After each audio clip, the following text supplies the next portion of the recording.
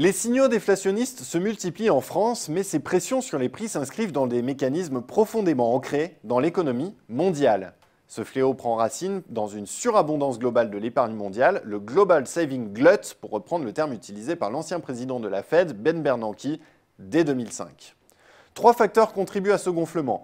D'abord, la préférence pour l'épargne des pays riches vieillissants, notamment le Japon et l'Allemagne.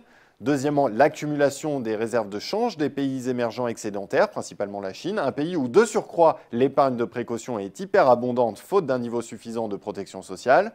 Enfin, troisièmement, l'accumulation des réserves de change des exportateurs de sources et d'énergie de matières premières, avec notamment les pays qui vivent de la rente pétrolière. Conséquence directe de cette addition d'excès d'épargne, la demande mondiale est insuffisante, on pourrait même dire anémiée. Le monde est alors confronté à une surproduction structurelle, une surproduction qui s'est même amplifiée avec la déferlante de produits chinois après l'entrée de la Chine dans l'OMC au début des années 2000. On assiste alors à un enchaînement classique. Confronté à un déséquilibre global entre l'offre et la demande, les entreprises de technologie inférieure et intermédiaire sont à la lutte pour les parts de marché et donc condamnées à baisser leurs prix.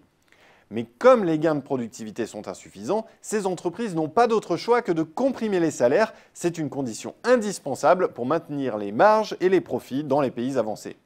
Les premières victimes sont les salariés de qualification faible ou intermédiaire. Surtout, les classes moyennes qui sont au cœur de la consommation sont fragilisées. Et une première boucle se met en place. La demande s'essouffle dans les pays avancés faute de pouvoir d'achat, notamment en Europe et au Japon où la natalité est faible, et cela accentue le déséquilibre entre l'offre et la demande. Phénomène aggravant, la dégradation de l'emploi incite les ménages à renforcer leur épargne de précaution, une épargne qui alimente à son tour l'excès d'épargne mondiale. C'est le circuit par lequel les pays avancés auto-entretiennent les pressions déflationnistes. Mais il faut aussi insister sur un autre circuit qui passe par la réaction des banques centrales. Face à la menace de déflation, la politique monétaire se détend et les taux d'intérêt baissent, ils baissent même terriblement. Mais les taux, contrairement au prix, ne peuvent pas devenir négatifs. Les banques centrales mènent alors des politiques non conventionnelles, elles font croître rapidement leur offre de monnaie et inondent le marché de liquidités.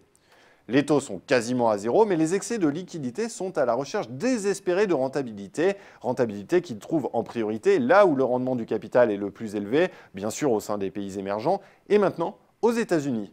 Cela provoque la création de nouvelles capacités de production qui alimentent la surproduction, d'autant que la demande ne peut pas suivre. Le piège se referme.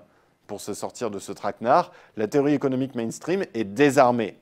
Certains économistes remettent alors au goût du jour la bonne vieille recette keynésienne d'une intervention massive des États. Il faut des investissements publics massifs à fort effet d'entraînement pour faire repartir les salaires, l'emploi et donc la demande et les prix et s'extraire ainsi du cercle infernal de la déflation.